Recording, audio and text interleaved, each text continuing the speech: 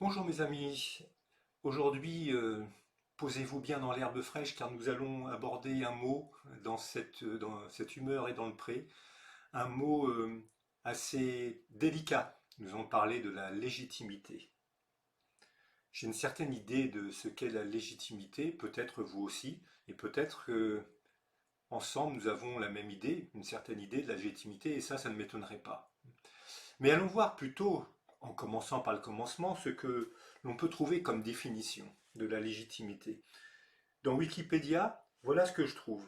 La légitimité est la qualité de ce qui est fondé en droit, en justice ou en équité. La légitimité repose sur une autorité qui est fondée sur des bases juridiques ou sur des bases éthiques ou morales et permet de recevoir le consentement des membres d'un groupe. Eh ben, je suis désolé, pour moi, la légitimité, c'est tout sauf ça. On a un peu l'impression que c'est un peu le serpent qui se mord la queue. C'est-à-dire que des règles, une certaine structure de société, essayent de récupérer un principe qui se trouve en dehors de ses limites. Parce que la légitimité, pour moi, ce n'est pas la justice. La légitimité ne répond pas à une autorité fondée sur des bases juridiques, loin de là. Une autre définition nous dit la légitimité, c'est le caractère de ce qui est juste et moral. Qu'est-ce qui est juste, qu'est-ce qui est moral? Cette définition, nous dit-on, est un distingué de la définition de la légalité. Encore heureux. Car à l'inverse, la légalité, c'est la conformité à la loi en soi, ce qui est permis par la loi. D'accord, on est bien d'accord que la légitimité, ce n'est pas la loi. Une loi peut être légitime, comme elle peut être tout à fait illégitime. Surtout lorsqu'on invente des lois simplement pour restreindre des libertés, par exemple. Pour moi, voyez-vous, la légitimité ne peut être définie ni par la loi, ni par la morale, ni par le civisme. Pourquoi? Parce que ces trois aspects sont pour moi des règles de société. Et la légitimité se trouve au-delà de ces règles. Moi, je vous propose une autre vision de la légitimité.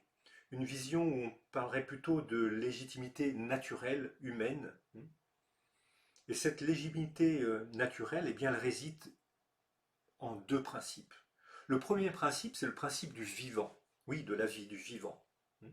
À travers trois points essentiels, la survie, la coopération et la liberté. Pourquoi ces trois mots? Parce que ce sont trois principes fondamentaux dans tout système vivant. Un, assurer sa survie. Deux, assurer la coopération pour évoluer en groupe. Et trois, à travers cela, évoluer vers plus de liberté. L'évolution des espèces nous le montre. Nous passons du végétal qui est fixé au sol à l'animal qui se déplace, à l'humain qui est capable de modifier son environnement de façon assez drastique. On voit bien là que, également, à travers le développement du cerveau, de la conscience, nous allons vers plus de liberté. Donc ces principes du vivant sont des principes de légitimité. C'est-à-dire qu'il est légitime de euh, euh, protéger sa vie, légitime, la survie est légitime. Coopérer, être en groupe, partager, c'est légitime. Aller vers plus de liberté, c'est légitime. Et on retrouve cette légitimité eh bien, dans des besoins, les besoins fondamentaux, bien entendu. Vivre, un toit, manger, dormir, mais aussi dans la reconnaissance de soi, dans la place dans le groupe, dans ce besoin de transcendance de l'être humain.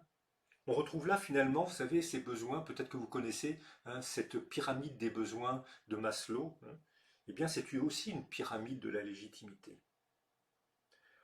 Donc le premier principe, c'est le principe du vivant. Le deuxième principe, un petit peu plus compliqué peut-être à saisir, un peu plus difficile, pas forcément compliqué, mais plus difficile, c'est le principe de l'esprit.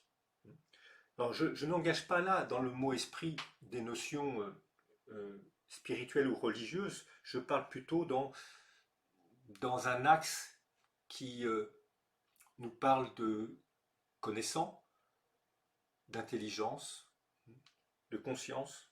Ok. Dans ce principe de l'esprit, eh bien, la légitimité se ressent, elle ne se détermine pas. Vous pouvez en faire l'expérience facilement, hein.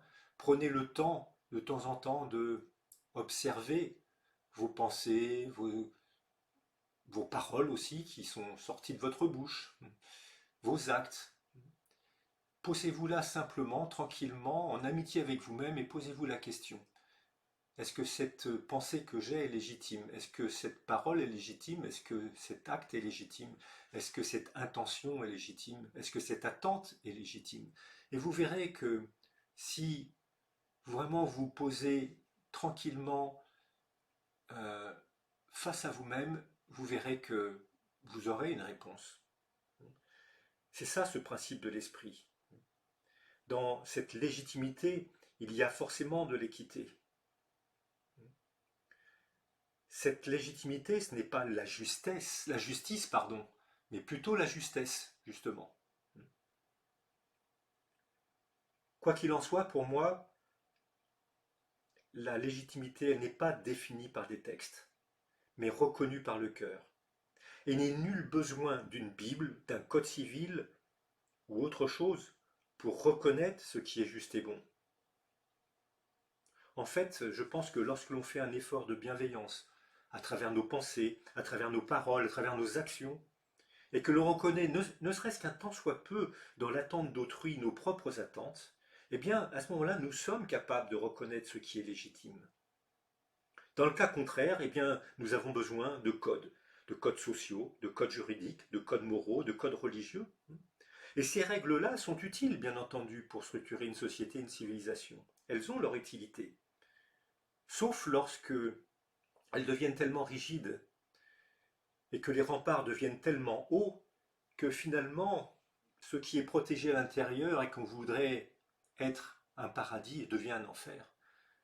Et j'ai déjà entendu dire que l'enfer, finalement, ce n'est que le paradis quand on ne peut plus en sortir. Et cet enfer, moi, je l'ai vu dans mes séminaires à travers des participants qui se sentent illégitimes dans leur apprentissage, qui sentent qu'ils n'ont pas le droit d'être mieux, pas le droit d'être bien, pas le droit d'être plus intelligent ou plus intelligente. On le rencontre aussi, je le rencontrais souvent chez des femmes. Pourquoi? Parce que tout simplement, c'est elles euh, qui ont été le plus soumises à ces règles, hein, depuis des milliers d'années. Et donc vous voyez que très vite nos sociétés nous apprennent à oublier cette notion de légitimité. Et pourtant, aujourd'hui, elle est tellement importante, cette notion. Je pense que notre position individuelle se doit d'être, avant toute règle de conduite, une position où la légitimité est au cœur de notre observation des autres, d'autrui, mais de l'observation de nous-mêmes. Elle doit être au cœur de nos choix, mais aussi au cœur de nos engagements. Il serait bon, dès maintenant, de poser au-dessus de toutes ces règles quelque chose qui est, on pourrait dire, la valeur humaine. C'est à nous de la construire. Voilà. Alors peut-être que j'ai tout à fait tort, mais ça serait à vous d'en juger. Et en tous les cas, euh, je vous invite à, eh bien, peut-être méditer là-dessus. Voilà. Je vous laisse avec cette petite phrase, et puis je vous dis surtout, voyagez léger.